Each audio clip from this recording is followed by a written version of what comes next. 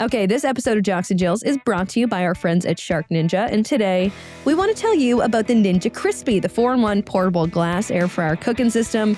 Whether you're whipping up single-serve meals in 7 minutes, sharing crispy snacks on the go, or serving a crowd, the Ninja Crispy makes it easy.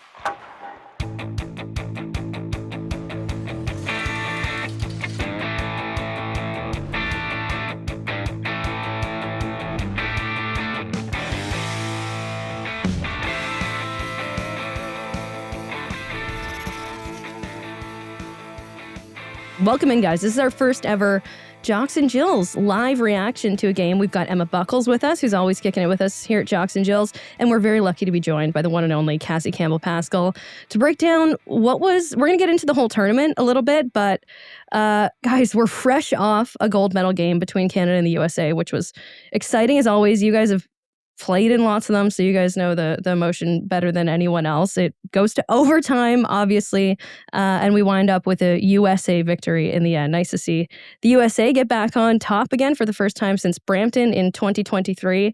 I don't know, guys. Where do we want to start with this? I want to start by shouting out Jocelyn Larocque, maybe first Canadian D to make it to 200 games played. Yeah. I had no idea that she was the first defender to ever make it. So I wanted to start with that before we get into the game, because that was a really exciting storyline for me going into the game. And Tess, you tell me where you want to start, because there's so much from this one. I feel like I was at home watching with my mother-in-law, Linda, and literally as soon as the U.S. scored, she said, well, I guess it was their turn, right? And it's like, man, this is so flippy-floppy with these two teams. And, you know, before every game or during the game, you always hear Kenzie and Cheryl or Sammy or Megan Bozek or Laura Dykin or whoever's covering the game say these games often come down to one goal. And that's what it always is. And it feels like that's what it's always been. But I think the beautiful part about these finals is that you always know there's going to be one team disappointed, but heading in, no matter what team you're backing, you're always convinced. Like, Cass, when we talked yesterday, it was like, Canada's looking good. They're peaking at the right time. I feel like this is going to be a no contest for Canada. And it's like, is that us being biased and like have the belief and know what it feels like to be in that locker room in those moments heading into these final games? But then you think about it, like, it's almost like having a bad warm-up, and, you know, you just know after a bad warm-up, it's going to be a good game. Like, I was not impressed with USA's semifinal by any way, shape, or form, but this final game, I thought they played Canada pretty well. But as a Canadian, to the American fans out there, I will say I do feel for this team, very much so. And I do feel for Jocelyn Larocque as well. You had mentioned her, you know, playing 200 games, which is huge. And, you know, this very well could be one of her last world championships. And to have it end that way would be tough. I'm gutted for the kid, because she has been such a staple and has done so much for the Canadian national program. I know she's an amazing teammate. I played with her. My joke with her used to always be thieving the Bibles out of the locker room and putting them in her backpack. And she would always find them on the bus as we were driving away from the hotel. So that there would be a random charge on her room to replace a Bible, but only did that because I loved her. Nonetheless, admitting that you stole Bibles. I didn't. I feel like that's such suspect behavior on Easter. Like, nonetheless, I did not. It was not me. She's the one that carried it out of the hotel. Happy Easter. Happy Easter, guys. Happy end of Passover. Happy 420. Happy gold medal game day. Whatever you guys are celebrating today. It was a great gold medal game. Tessa, you just said Jocelyn with that tough ending to the game. Cassie, what stood out to you about this gold medal game? Like, going into it, we haven't even talked about Caroline Harvey yet, who opened the scoring with maybe the greatest celebration of all time. She dropped her phone on the ice earlier in the tournament in the quarterfinals. She was listening to music. Buckles, maybe you could comment on this. She was listening to music between periods and forgot her phone in her pants. I know. This is a young thing. I don't get this at all. Cassie, how quickly would we be cut and sent home if that was our time? Oh my God. Like, our phones would have been, aren't they in like a cubby in a lock and safe somewhere, you know, when we're not allowed to bring them into the dressing room. Although when I played, I don't think we had phones. Hey, that's true.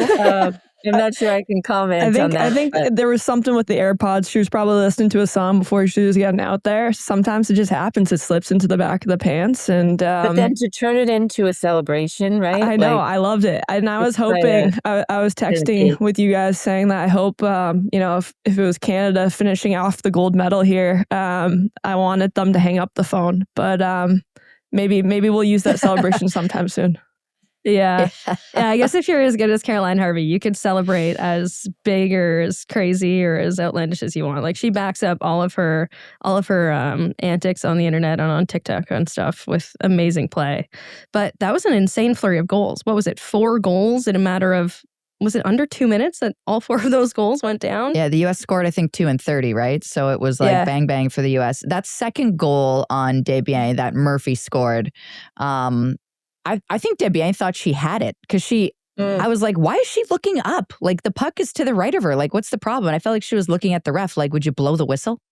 Kind of thing. Because Murphy was flying in at her. But I don't know. That was a tough goal for me on that one. I feel like she's gonna watch that play back and just be like, man, that was a tough one. But I mean, you can say that for any goalie would say that about any goal. I feel like I could have had that one or that one. I should have played a little differently. Regardless, Murphy was opportunistic and potted that one in the back of the net. But I loved how we call these players like young guns that are scoring these goals on both sides, but yet they all have a ton of international experience. You know, and even if it, like for someone like Daryl Watts, who's playing like, you know, who I thought played very well in this game, she's still not all that young, but yet she is still a rookie. So I thought this tournament was interesting for both the USA and Canada. I don't think we truly ever saw, correct me if I'm wrong, Cass, do you feel like we ever saw the best game out of Canada at this tournament? You know, I didn't get a chance to watch every game because I was down south, and sometimes it was in my hotel room channels and sometimes it wasn't. But I thought they really grew, and you know, right, Tess, it's always about getting better each game with them. And I did think they really grew. They did rely a lot on that top line, which is so amazing. You know, they're amazing with the Victoire and amazing for Canada. And they relied on them a lot, right, in this tournament. And for some reason just couldn't, they got some depth scoring as it went along, but it just never seemed to click on some of those other lines as much as it was on that top line. I don't know. You know, I hate this still. I hate it. You know, it just happened, right? And I was at my Mustangs practice, hence I have see that. But I missed most of the game, but I caught the overtime, and then you just like sit on your couch and you're like, even as far removed as I am from playing, like it's just gut wrenching. And I love the Americans who play in our league, and I love all that. I respect Hillary Knight. I respect Kendall. So many. Lee Steckline, I'm happy for her. But I can just tell you, like, it still is like a pit in your stomach when Canada loses. And, you know, you can say what ifs and all this. You know, I thought they played good, you know, as the tournament went along. I thought they grew. It was nice to see Fillier get one today. It was nice to see some young players in Gardner and we got to talk about Gardner's goal. Did you see it? There's slowly a change, you know, and it'll be interesting after this Olympics how many players are going to retire, and those are the players that are really going to take the program over. And but I still feel a little bit numb. And you're happy for the Americans, but truly I'm not going to lie. And I just think I wish it was a different fate. And yeah. Of course. Like we wouldn't want it any other way. Like you need to have that competitive spirit in your heart, even all these years later. You mentioned that top line with Pooh and Stacey and Gardner. And like, if there's anything that I like almost as much as a good wraparound goal, it's like face-off plays.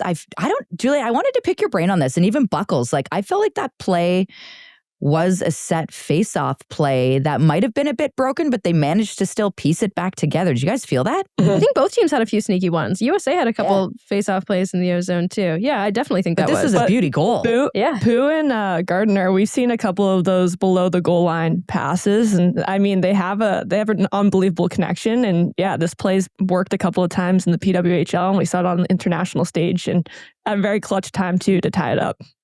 I think that's so key now, though, too, right? The way coaches are going to think internationally is what lines are working together on the club teams. You know, we see it on the men's side so much that, you know, they put guys together that play together in their NHL teams. And, you know, now the luxury of these coaches to do the same. And, you know, like you couldn't split up that line, that Victoire line. It's just so good. It had to be together. And I know Watts got there, I think, you know, for a game or, you know, a few periods there, but it always went back to Gardner. And I think that's going to be the benefit of the league from an international side too, is that you're going to have this chemistry all year long, and people are maybe going to make the team and not make the team based on chemistry that they have moving forward with their PWHL team. So or NCAA teams too, right? Yeah, or NCAA teams. And it was just incredible though to watch the chemistry and to watch Gardner. Like, I thought they changed it, I think the second or third game.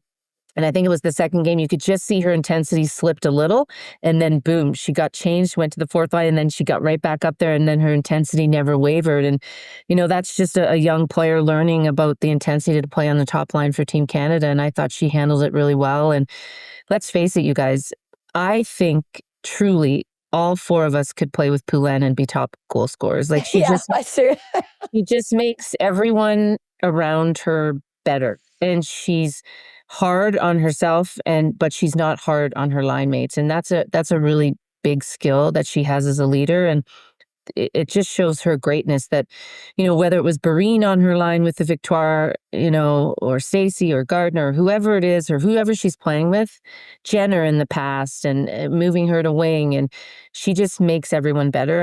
And I think we don't appreciate the greatness of what she does on a consistent basis. Yeah. One of the other goats of the game had a black eye. Started the warm-up shot on Hillary Knight with the black eye. We need the full story. I know they said she hit her face in semifinals. Don't believe it. Not for a minute. What actually happened? I need to know. Like, what did she hit her face on? Was she had like don't know. Did you, what? Like, she was tearing up Prague. I don't know. Was there? Yeah, was there a slip and fall out of the beer? Sure. Yeah. Yeah. This happened with Lauriane Rougeau in the Olympics. She showed up to the gold medal game with like a broken nose, and my understanding was that there was some pre-game warm-up game going on behind the scenes. So yeah, life happens behind the scenes as well. My guess is they were playing some kind of game and someone accidentally punched her in the face, or she got hit in the face or something, but who knows? Something. Yeah, she's got some serious cage hang too, though. Like, her cage hangs to the point where it honestly could hit her in the face. So I'm not sure what happened there. It's very interesting. There was one play we wanted to talk about. Yeah, a couple. Well, I just want to say how impressed I am. Usually 5v3s, I'm so upset on 5v3s, but the play that made a 5v3 happen in this game, first of all, there's two parts to this that I want to address. First of all, 5v3 USA, love the look of it. Beautiful. And it turned into a goal. It resulted in a goal, which didn't surprise me, because as soon as I saw them set up, I was like, oh, this is going to be nice. And it was. But the play was initially Sarah Nurse gets a penalty on Taylor Heisey for, I believe it was elbowing. One too. Like, it was just elbowing or hitting, awkward. loading from behind, something. It was not nice. All three, if you want, then tag them. The puck went down the ice. And here's my thing, because I'm always like, I remember growing up, coaches, Cass probably said this to you too, and Buckles, you too. First shot of the net, you whiz it by the goalie's ears. I was more of like, no. The first time you crash the net, you lose an edge, and you hit the goalie. Like, you take the goalie out, not to hurt, just to scare, so that the next time you're crashing the net, or if the goalie ever thinks of coming out of the net, they're thinking of you, and they're maybe questioning themselves for half a second. This one, Cassie, you're going to correct me because you're totally up on rules and stuff. But like, if you're a goaltender leaving the net, there is a risk of taking some type of contact. Now, does a goalie deserve to get plowed and run over? No. However, I felt like this was a 50-50 puck where both players were reaching. And did Laura Stacey make an effort to get out of the way? I feel like right at the end there might have been for like half of a second, but nonetheless, she still followed through on Frankel, who was playing fantastic in this game, might I add. Big Frankel fan over here.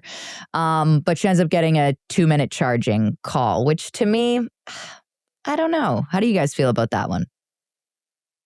I didn't think it was a penalty. I know that I've heard Bozak and Sammy Jo Small on the panel, and they were kind of convincing me. But to your point, Tessa, we know how Laura Stacey plays. Like, she's a full bore player. Like, I never see her let up at all when she's going north of the ice. The goalie being 15 feet out of the crease, I don't know if it makes a huge difference. I'm open to being wrong on that, so someone tell me why I am. Well, I'll ask you this. If that was Debian, what would you think? right? I would still think I'd think would the same thing. Honestly. Honestly. I think that goalies are protected, whether we like it or not. They have a special protection, a coat around them.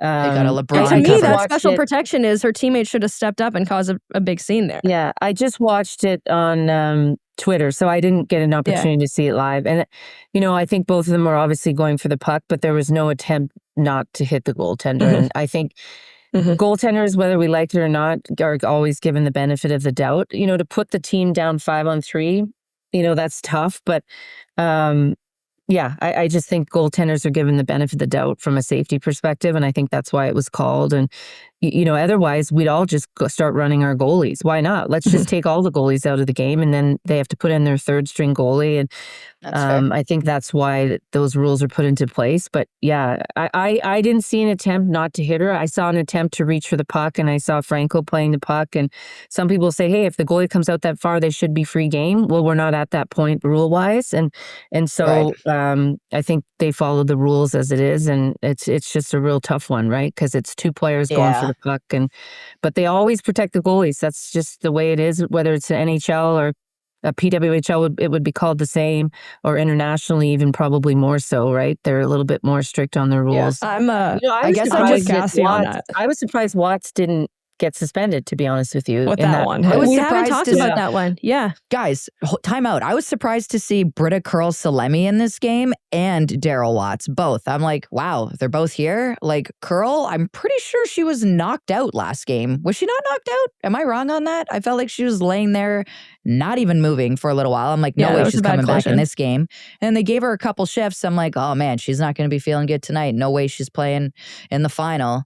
And then there she is. And then with Watts's, I was like, in the IHF, that's always a penalty, number one, and that is always a suspension. But I guess Cassie, we'll call you the rule or the lawmaker here. Why do you think she got away without a suspension on that one? Can I say it's hilarious when the league has to release a preemptive statement saying, we're not going to suspend this player for this play? Like, to me, when you have to release a statement, it's like, okay, maybe you wanted to then? Yeah. I think the IHF more so than, although I think we're trying to do a good job of that with the PWHL, the illegal checks to the head, they're trying to really get them out of the game. And when she was given the 5 in a game misconduct, I was like, okay, sometimes the penalty is suffice, right? That's the penalty enough, which in a semifinal game is even more of a penalty, right? Because it's such a big moment within the tournament. I honestly, just based on how strict they've been on the men's side too, and on the women's side, that I really thought she was going to get suspended. I think that they felt the penalty was suffice, and that giving her a gold medal game would have been too much of a penalty. And I think that went into their thinking. But again, I was surprised. And they probably saw different angles. Like, I felt like we never saw the angle from the bench side. At least I never saw one out there. I didn't either. Which maybe told us something else, right? That we at home didn't get a chance to see. But just based on how strict they are IHF-wise, I was surprised that there wasn't a suspension. Same. But the more I watched it, Cass, the more I was like, well, hold on. It looked like Michelle Karvinen was like kind of like trying to run a pick and was like really just extending herself out there to hopefully have Watts like try and avoid her and go around, and Watts just didn't, which obviously is the reason of the penalty. But it felt like Karvinen kind of put herself or overextended herself into a dangerous position as well. So maybe that's why they decided to. I think it was more of a blindside hit, and I don't think Karvinen changed her body position just prior to contact. And I think that's the difference. I think when you change as a player, she doesn't have the puck first and foremost, but I think she was looking to her right. Watts came from her left, and she didn't, sometimes, when you're getting the puck, you kind of look down in the women's game.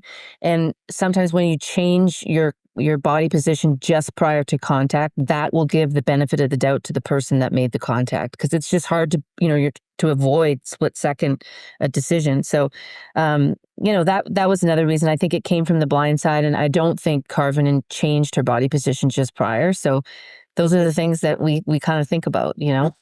Okay, we actually don't talk that much about officiating here on Jocks and Jills, but there were a couple of egregious things this tournament. Abby Murphy was the target of a lot of conversation. She drew that one penalty at the very end of the semifinal game versus Czechia. That led to the U.S. going ahead and ultimately winning that game, and then she drew another penalty late.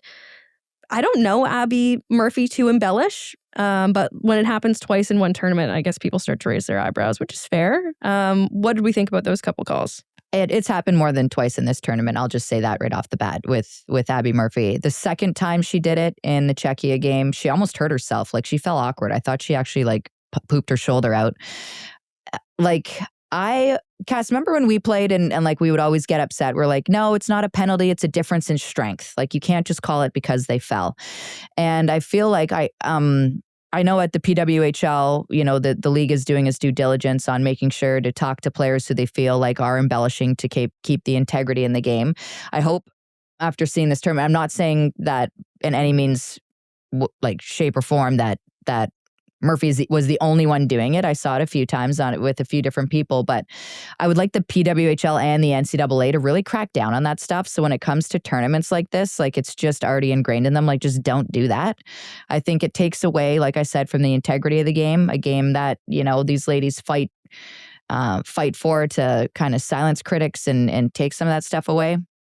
But I do feel like I often say this, and I said it to you, Julia, even when you started with the IHF reffing, I remember being like, it's like European soccer refs reffing hockey sometimes, where it's almost like the embellishment part is a part of the game, which I don't think it is in ours anymore. So I would love to see like a super duper hard crackdown, both in the PWHL and the NCAA, just to really get these players that neural pathway in their brain, just to not even go there. It doesn't look great. You're donning your country's jersey. You should be wearing it with that type of pride, where it's like, you know, you'll battle through anything to the end, as opposed to taking a flop to put your team on the power play. Like, go about it the right way. That's where I'm at.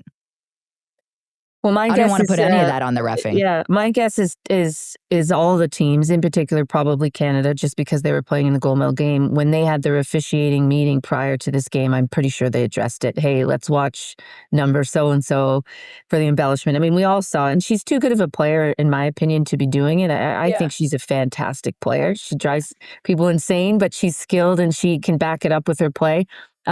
Just from a PWHL perspective, like we do have a 4-step process that we've communicated to all teams about how we handle embellishment, and it's been communicated, and we didn't have a huge issue with it. In my opinion, in year one, I think we had maybe 2 or 3 culprits that were consistent, and we kept a file on those players. And then this year we addressed it with a 4-step process of how we're going to handle embellishment. And since we've communicated to the GMs, who then communicated to their teams that were watching it, we've noticed a huge decrease. And now, again, I don't think it was a huge problem, but maybe we had 2 or 3 players that were doing it. And I do find that those 2, 3 players have not done it. So that's kind of how we addressed it. And, but it's something we watch for. I know for a fact the officiating crew at the World Championships was told, and my guess would be by a Team Canada representative, because they're going into the gold medal game, because you get an opportunity to speak to the officials, right? Watch this, how are we going to call this? Like, you get a chance to sort of give your 2 cents, and that would have been one of them. And so she probably would have been watched with an extra special eye today by the officials. And, you know, how about the officiating though? It was 1 American and 3 Canadians. And, you know, after 2002, Americans and Canadians weren't allowed to ref in the finals because of what happened in 2002 with it being so lopsided with an American official. And then it got to the point where, well, the Americans and the Canadians are the better officials, so we need the best officials in the gold medal game. So now you'll see a mixture and a combination of Canadian and U.S. officials. And I think that's great. Yeah, and I know they're doing a great job at the IHF trying to continue to grow the pool of officiating around the world. But, you know, that's where we're at now, is let's let the best officials ref the best game, right? And so, Totally. you know, congrats to them. I didn't see the game today, but that's been a switch that we've seen, you know, in the last probably 10 years, where now we have more Americans and Canadians reffing again in the final. Yeah. Julia, can we just break down the game winner? I know there's a couple names we haven't mentioned yet, like Gwen Phillips. We have to shout her out. She went into for Frankel. Like, what an amazing performance. I'm so happy for her. She did the same thing earlier this season when Emma Smashmeyer went down in that game. She was able to get the win for the Ottawa Charge. And your namesake, Tessa Janecke, with an amazing game-winning goal. Ooh, Taylor Heisey with that pass to delay when everyone from Czechia to Canada to USA thought she was going to shoot that puck. I was convinced. I was like, oh, she's going bar down. I know this is going to be a thing of beauty. Here we go. And then I was like, oh, whoa, what a pass. And like my thing is like, that's such a high pressure situation for Tessa Janecke to be in there too. And like in her head, she's probably like, Heisey's a shooter. Like, Cass, if you're standing side of the net and, Piper's got the puck, Piper's got a shot, are you thinking like she's probably going to hit me? Or are you thinking like Piper's going bar down, I'm here to clean anything up if it doesn't go in kind of thing? So, and it was a hard pass too, right to her. So Perfectly on the tape. Kudos. Yeah, kudos to one, Heisey making the play, but Tessa, my goodness, thanks for repping all of us Tessas out there and getting one heck of a beauty goal. Desbiens, I feel bad for her. I don't think she stood one chance on that. That was whichever way Heisey decided to do it. I feel like that was a grade A scoring chance that was going to be tough to miss for a player who loves big moments like that in Taylor Heisey. I thought she had a pretty good game today. I say pretty good. I thought she had a good game today, and Taylor Heisey did. And I just have to shout out one player as well who has impressed me this entire tournament. And I'm not sure if she gets enough love, but Haley Wynn, I think, is one heck of a defender. I am a very big fan of that player. And I love the way she plays the game. There's little things that she does that is just impressive to me.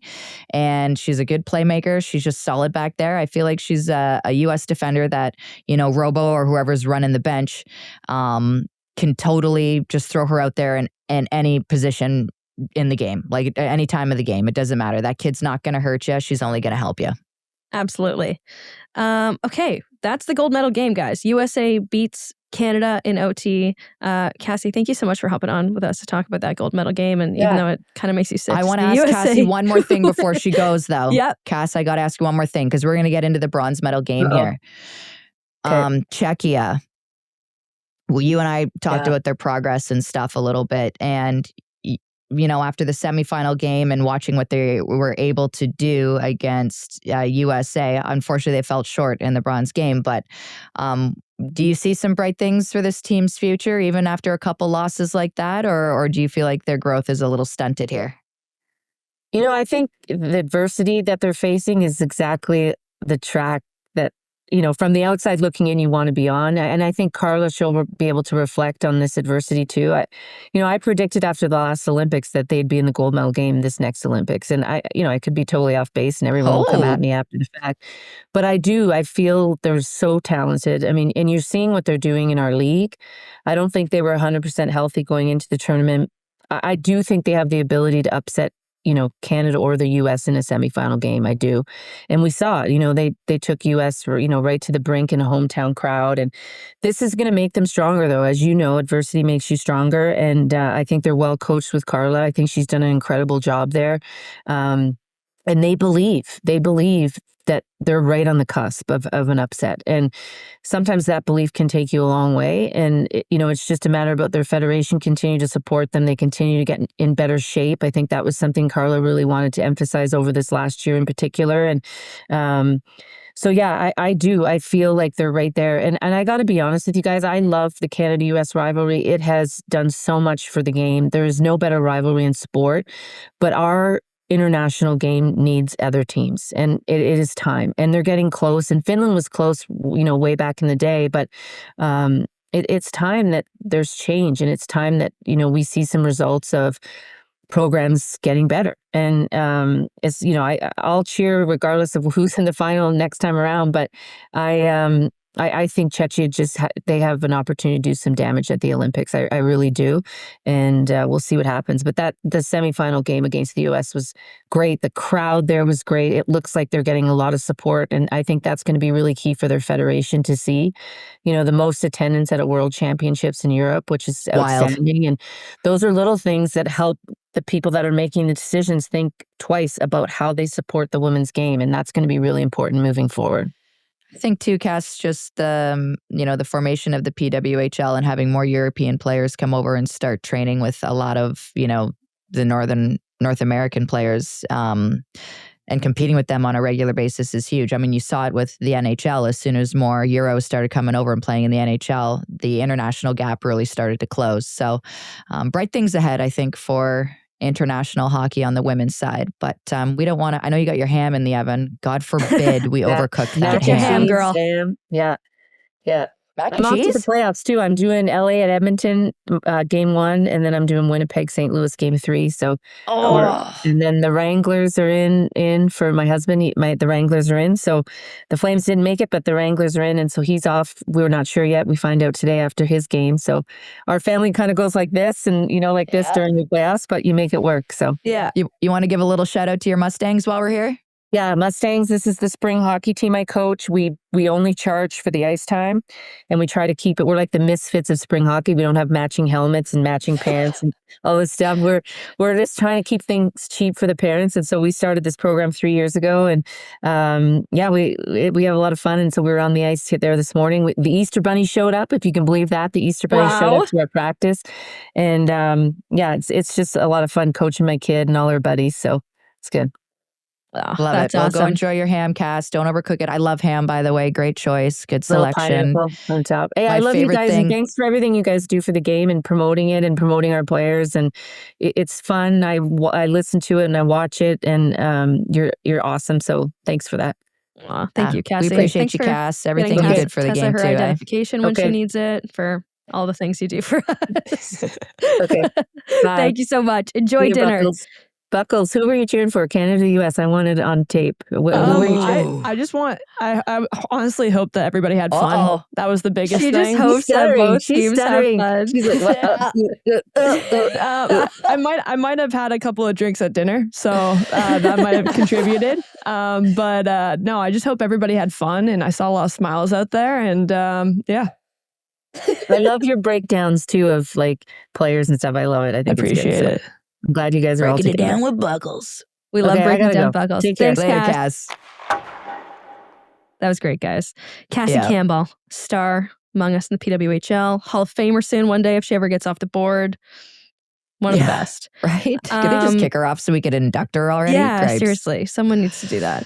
Yeah. Anything else from the gold medal game that you guys want to touch on? Anything that the chat wants us to touch on? Sorry, guys, I've been kind of ignoring you. Thank you all for I being was gonna here. say I'm and watching it. If you guys listening see live. my eyes, I'm looking for everybody's comments. So keep sending messages. Okay, cool. Yeah. Keep buzzing in the chat, guys. Keep buzzing in the chat. Anything else on gold medal game before we move on to bronze? No, just congrats to Team USA. Honestly, I was not convinced after their semifinal game that they had it in them. I was like, something's off. I don't know if it's in the locker room or what, but I thank you for proving me wrong. I didn't have much faith in that team at all. I will not lie. And they came out and they played a heck of a game. The Canadians played well too. It was just, a game that I expected. The first period going back and forth the way it did. I loved that the second period, both teams popped off. The young guns were it was like kind of like a hold my beer, or actually for their generation, it's like a hold my phone kind of moment. You know what I mean? For all the young kids to come up and pop off like that. Feel that way. Like Canada and Yeah. USA, both sides. Sir Dackney, Yeah. Gardner. I didn't see enough Gardner in OT. I know that's a tough spot to put her in, but like Gardner was so amazing all tournament long. Most Is it a tough points spot though? by a Is it? Canadian in their World No. Championship debut? No, I'm just saying it's a tough spot. She should have been out there. Yeah, like obviously they have a plan going into the game prior, but at the same time, once the game gets flowing, get moving, you start seeing like who's going and who's got the mojo kind of peaking, right? So you can chuck them out there, but they always have a predetermined plan on pairs and who they want to go out. You and I were like, has Ambrose even been out there yet? Like, Yeah, Ambrose I has got know. a pretty good record in OT, Utica. Would you have given Primorano a little sniff in OT and just say, Not look, the even leash one is little off. sniff. I I saw would've- people the talking leash is about that off. in the chat. I Yeah, would what do have you liked think, to see Buckles? more of Thompson, to be honest. She's just got such Really? a knack. Yeah, I don't know. I think they were missing her a little bit in that OT. She just the way that she sees the ice and ways she's able to call some games, I think could have really made a huge impact in this game. Yeah. Yeah, I was surprised to Um, see her as a healthy scratch earlier in the tournament. Or yeah? Do you want to Yeah, know what I I was was. surprised by? I just got to throw this out there. That Kendall Coyne didn't have a letter. She wasn't wearing a letter. That to me was like, and she was so emotional at the end. She could barely sing the national anthem. Is that saying something? I have no idea. But that surprised me. That was wild a to bit. me. She's like when I think of Team Yeah. USA, her and Knight, like those are the leaders of that group, and I think everybody looks to them. So I don't And know if even there's if- more behind that. Yeah, I don't know. And even for like the younger kids, like I know you don't need a letter to do this, but like she's exactly what a professional should be, and she lives it. And so if you want to teach these younger studs that are coming up from the NCAA what it takes to be around not only that long, but to be, someone that's consistently contributing to your team's offense and success, then this is the player that you want them to look at, right? 100%. Like, she's not skipping a beat. She's not missing a step. She's doing everything the right way. And that's why the U.S. has been successful since she's entered it, quite frankly. She just doesn't take shortcuts. And I think her and Hillary as a tag team duo is wicked. Not to say that any of the players that were wearing letter did not deserve it. They absolutely do. Like Megan Keller, my God. Amazing all tournament. Like the USA's, that's what was cool about this tournament to me. Like the USA's vets carried them through the tournament. And then in the gold medal game, it was like the kids step up. It's your time. I don't want to say their passing. D were fantastic. Can we just give the defenders a little shout out? Hey, Buck. Come on. Never get enough recognition for those D. Yeah. Anyways, just the U.S. You looked great in that gold medal game. The one goal that I thought was going to be goaltender interference didn't even phase them. They're just like, all right, back on the horse. Let's go. We're cruising. We're cooking. Let's just do this. Yeah.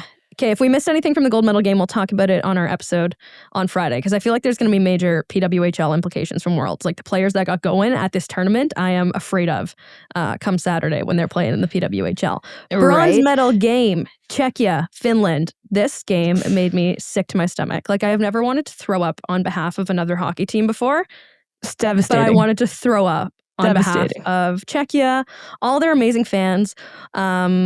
Over 122,000 people attended the World Championships in Czechia, the best attended World Championship of all time. That is incredible to me. Tessa, you got to play in the World Championship in Winnipeg. That was the previous best attended. Like that was the best one. You've talked before about how amazing the crowd was at that tournament. There was more people at that tournament in Europe. Like that's such a major feat. What I love about it is so yes, our games were wild. Every Canada game, no way you're getting a ticket. Standing room only, not even. Good luck. Like you got to know someone or find a way in through a back door. But the fact that it wasn't only the Czechia games that were well attended. Like there were people going to all of the games. So this is hockey fans. This isn't just Czechia hockey fans. These are fans that are clearly educated on who these players are that are playing.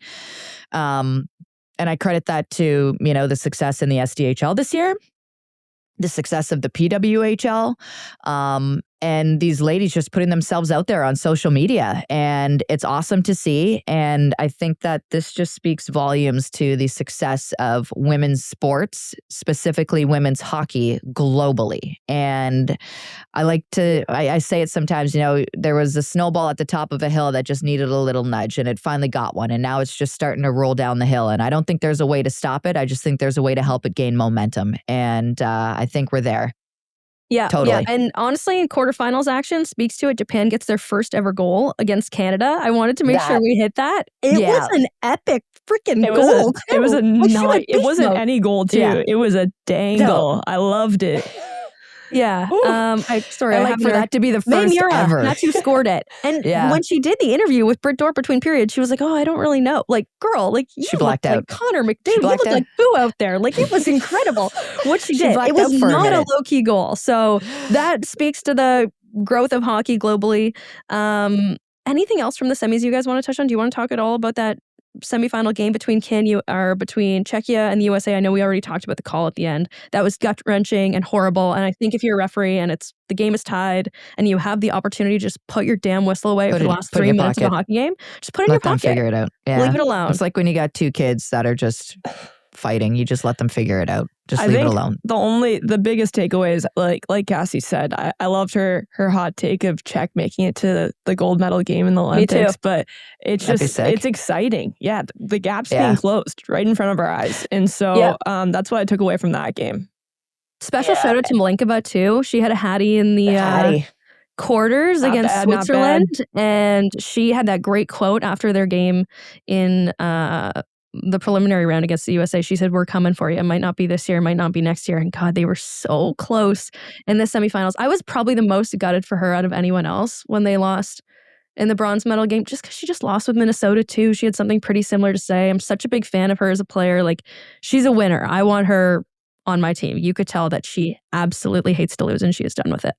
Yeah. I think we got to give a shout out to another friend of the show. Both player and mom are friend of the show. Molly Panic, your daughter. I'm not sure what you fed her before she left for this tournament, my but Kelly God. Panic was an absolute beast this entire tournament. I'm scared of Minnesota. Yeah. Man, I'm telling you, Kelly Panic, and like I've talked about her before about like how she does little things right, like face-offs. She's a boss. She'll never hurt you. She does all the little things right. When it's time for her to score, she'll make sure to either create a chance or find the back of the net.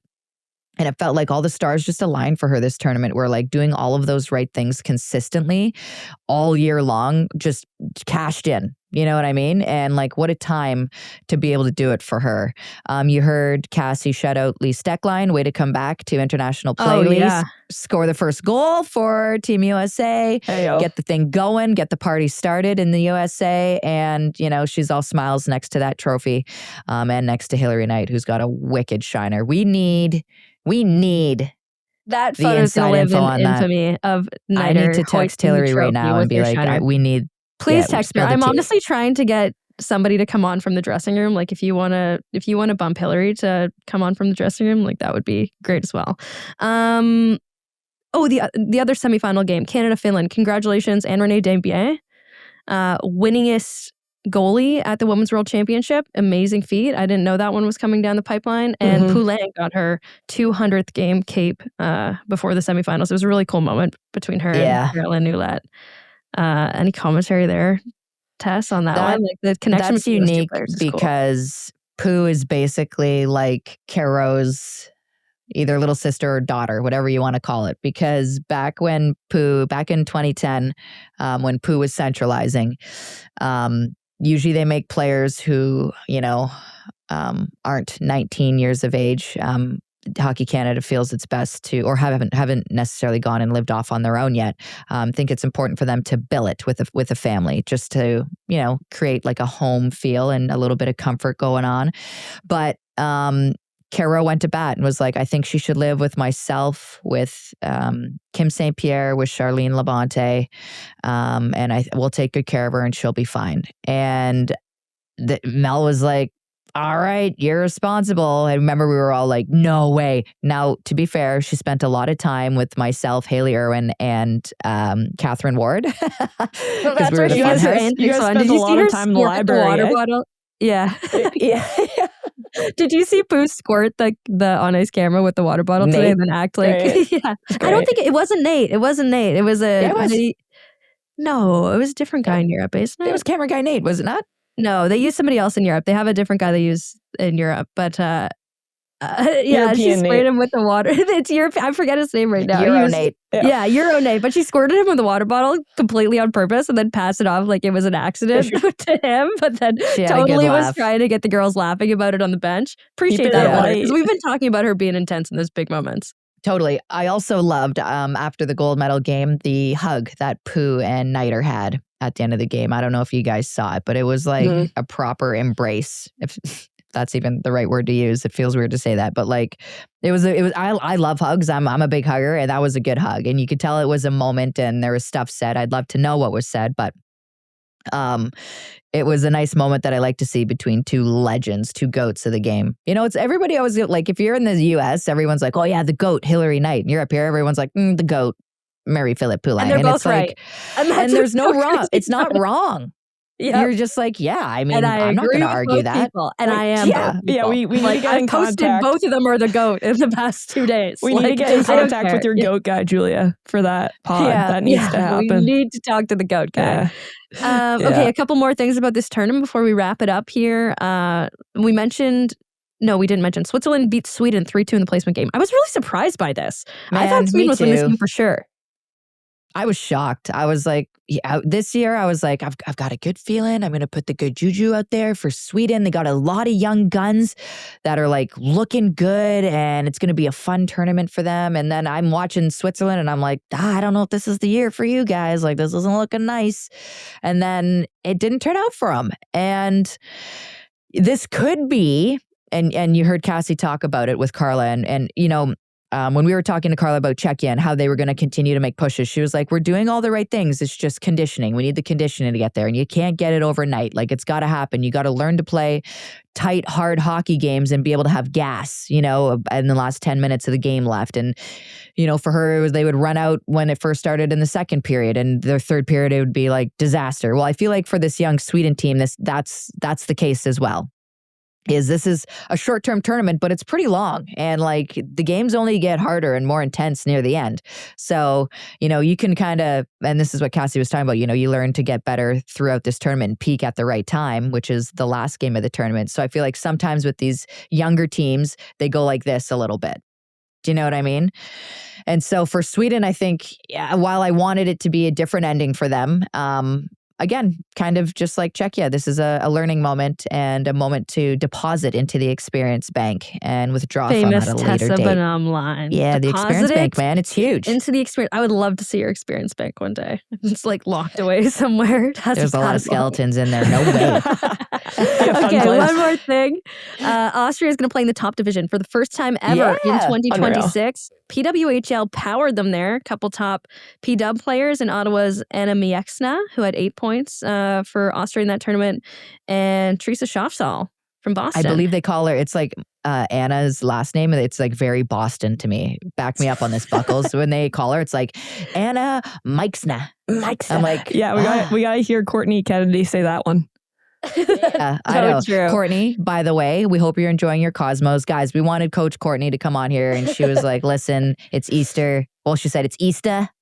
We got a good party going. We got some Cosmos flowing. I don't know if I'm going to be able to make it. We can't interrupt like, that. You just tell me. Hey, look, if you're 3 Cosmos deep, I don't think you should come on our show. I think it might be even better. But to touch on that, T, I had the pleasure of playing with T for a little bit last year, and she's such a talented player. And just to see them finally rise up to the occasion and get their shot at the Group A, it's just, I'm excited to see that as well. And so, they're growing a lot as a team. Really cool. And with the new format, it's not going to be Group A, Group B. Yeah. Austria is going to have a chance to play against Canada, play against USA, test their talents against the top powers in the world. So it's pretty cool. Might as well. I'm peeking at the chat right now. I think that's all we got for you guys. People had questions about Spooner, I believe. Yeah, Spooner was a healthy scratch for the final. Yep. She admits she was also scratched for 2 other games prior to that. I don't know anything based on injury or nursing anything. I never heard any of that.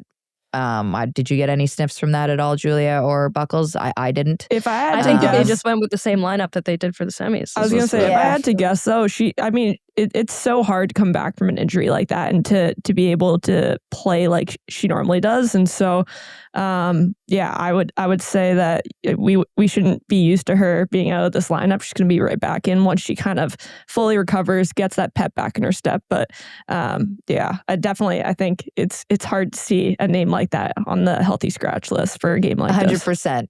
But exactly like you said, like she literally like kind of just came back. Like she hasn't even been around for a full season yet. So like to expect her to be 100% cooking at this level is completely unfair. I know she's probably disappointed or rattled by that decision, but I think, like coaches, it's tough. Gina even talked about it. Sometimes it's not about, you not being as good as the next person. It's just about making the puzzle look right. And I don't know. Bright future still for Spooner. I don't see her star dimming anytime soon. She's still a bright light on that team and can be an impact on any team that she chooses to play on. She won't be dimmering. She'll be shimmering. Dimmering. I'm kind of obsessed with that. Like we'll use that as like dimmering. A downward trend thing. Okay, I feel like that's our sign to go. Dimmering will be our sign to turn off the live and go. We're gonna dimmer the chat. We're gonna dimmer the chat. Thank you guys for doing this. This is our first time going live. This is kind of our plan for the playoffs. Have a playoff game, then us come up after, talk about it right after. So let us know what you enjoyed from this. Let us know what you want us see us do live. Again, like I said before, if we missed anything in this chat about Women's Worlds, we'll talk to you again on Friday. We'll talk about it then. The PWHL's back on Saturday, guys. Triple header. So we'll have a lot tee up on Friday. And obviously, I mentioned during the podcast, but I feel like this World Championship is going to have major implications on the PWHL. We saw lots of players step up, and we'll see if they carry that momentum on. So thank you guys so much for chatting with us today. We look forward to PWHL action returning and talking to you on Friday.